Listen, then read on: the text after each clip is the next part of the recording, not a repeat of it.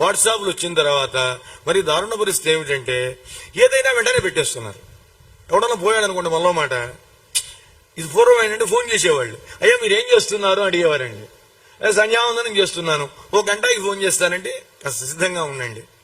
దేవతాత్యం తొందరగా పూర్తి చేసుకోండి, మీకు ఒక ముఖ్య విషయం చెప్పాలి. ఇంకేం తెలియదండి. ఇప్పుడు అదేం లేదు, వెంటనే వాడి ఫోటో పెట్టడం. ఇప్పుడే 10 నిమిషాల క్రితమే శరీరం విడిచాడు, వీడు ఏం చావాలండి? ఇప్పుడు అన్నం తినాలా మానాలా? పూర్వకాలంలో ఇవేం లేకపోయినా ఉత్తరాలు వచ్చేవండి. భోజనం చేసేటప్పుడు ఉత్తరం చదవద్దు అని చెప్పేవాళ్ళు, దాని లోపల పెట్టేవాళ్ళు చూరులో. అవునా కదా?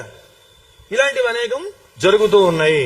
ఇలాంటి వాటి వల్ల మనకేమవుతుంది అని కనుక అన్నట్లయితే, ఏదో బయలుదేరి పాపం వస్తున్నాం, మా ప్రవచనం విందాం, అబ్బో ఇవాళ చాలా అద్భుత ఘట్టం వస్తోంది, ఏమైనా సరే మిస్ అవ్వకూడదు. ఆచార్య గారు 6:30 మొదలు పెడితే నేను 6:35కే పోయి కూర్చోవాలని హడావిడిగా వస్తున్నాం. ఓ టక్మని ఫోన్ చేశాడు, హలో ఏమిటి, ఒరే ఇందాక నేరా బాబాయ్ చచ్చిపోయాడు. చందనాయనా, ఇప్పుడు ఏం చేయాలి చెప్పండి? వాడి దగ్గర ప్రయత్నం లేదా? బయలుదేరాడా లేదా? ముందు బయలుదేరాడా లేదా? పాపం ఆఫీసులో అనకూడదు కానీ ఏదో పర్మిషన్ తీసుకుని వచ్చాడా లేదా? కానీ కర్మ ఈ మధురమైనటువంటి దివ్య కథామృతం వినడానికి అడ్డం పడింది. ఈ ఫోన్ వచ్చింది, వాడు తెలిసాక ఆశ వచ్చాం, తెలియకపోతే దోషం లేదండి, తెలియకపోతే దోషం లేదు, ఆగిపోయాడు.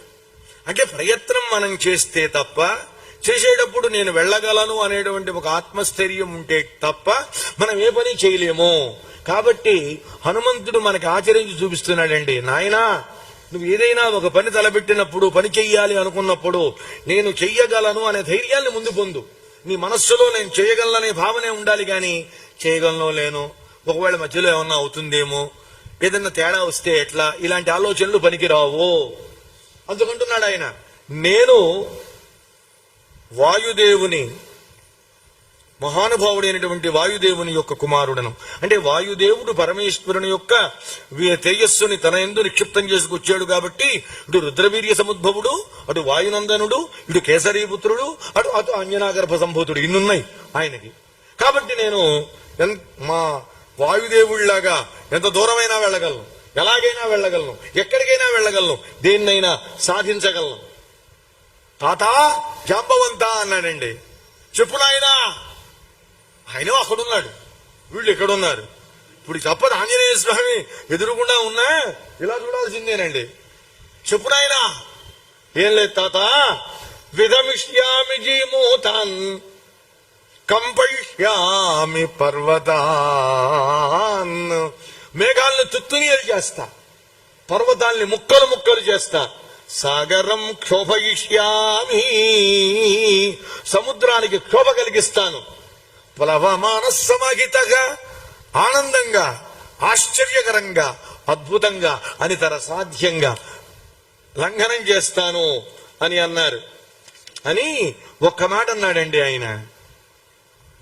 ఏమిటంటే, నేను గనక ఇక్కడ ఇంకా శరీరం పెంచాలి, ఇది చాలదు, ఈ బలం చాలదు, పెంచితే భూమి తట్టుకోలేదు, భూమి ఆపలేదు నన్ను. అదిగో మహేంద్రగిరి పర్వతం ఉంది కదా, అక్కడికి వెళ్ళి నేను శరీరాన్ని ఇంకా పెంచి పెద్ద చేసి నా అరికాళ్లతో ఒక్క నొక్కు నొక్కి ఒక్కసారి ఆకాశంలోకి ఎగురుతాను అన్నాడండి. నీ ఇష్టం ఆంజనేయ అన్నారు. కొంచెం తప్పుకోండిరా అన్నాడు. పెద్దవాడయ్యాడు కదా ఇప్పటికే, వీళ్ళంతా పక్కకి తప్పుకున్నారండి. వాళ్ళ అదృష్టం ఏమిటి తెలుసా? హనుమంతుని యొక్క దివ్య పాదం వాళ్ళ ముందు నుంచి వెళ్ళిందండి. ఇక్కడ అడుగేశాడు, మళ్ళీ అక్కడ అడుగేశాడు. ఆయన ఎక్కడ అడుగేస్తున్నాడో అక్కడ వానరులు ఎవ్వరూ లేరండి. హనుమంతుడు నడయాడిన ప్రదేశానికి నమస్కారం చేసుకుంటున్నారండి ఆ వానర వీరులందరూ కూడా. మనం కూడా చూడండి, ఎక్కడన్నా ఒక హనుమంతుల వారి క్షేత్రానికి వెళితే, ఇక్కడే హనుమంతుల వారు కాలు మోపాడు అనగానే ఏం చేస్తామండి?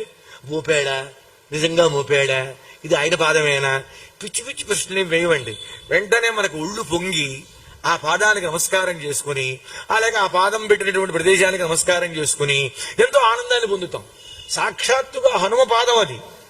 ఆ నేల మీద పెట్టినటువంటి పాదం ఎవరిదండి? హనుమది. భూమి పొలగించిపోతోందండి. పరమ భాగవతోత్తముడు మహానుభావుడు, రామకార్య ధురంధరుడు, రాముని యొక్క శోకాన్ని పోగొట్టగలిగిన మహానుభావుడు. రాముని శోకం కాదు, యావల్లోక శోకాన్ని పోగొట్టే మహానుభావుడు బయలుదేరుతున్నాడు. ఏమి నా భాగ్యం అనుకున్నదండి. పరమాత్మ పాదమే కాదు, భాగవతోత్తముని పాదం కూడా భూమాతకు చాలా ఆనందాన్ని కలిగిస్తుందండి. మెల్లిగా వెళ్ళాడు. వెళ్ళిన తర్వాత ఆ అద్భుతమైనటువంటి దివ్యమైనటువంటి ఆ ఏ పర్వతం అయితే ఉందో ఆరురోహణగ శ్రేష్టం మహేంద్రం అరిమర్దన. ఏ పదం ఎక్కడ వాడాలో మా నాన్నగారు చెప్పేవారండి. నేను చెప్పే స్థాయిని అది కాదు. వాల్మీకి తప్ప ఎవరికీ తెలియదు అనేవాడు. ఆయన ఆ దివ్యమైనటువంటి మహేంద్ర పర్వతాన్ని అధిరోహించాట. అయితే ఎవరు అధిరోహించింది? రామభక్త అల్లా. అరిమర్దన అదండి, శత్రువుల్ని మర్దించి పారేసేవటండి. ఇక్కడ అది కావాలి. లంకాపట్నానికి వెళితే చావు కొట్టి చెవులు మూసే వ్యవహారంగా ఉండాలి గాని అక్కడ కూర్చొని రామభయం చేస్తే కుదరదు. అందువల్ల శత్రువుల్ని మర్దించే సామర్థ్యం కలిగిన మహానుభావుడైనటువంటి హనుమ మహేంద్రగిరి పర్వతాన్ని అధిరోహించాడు. అయితే పాపం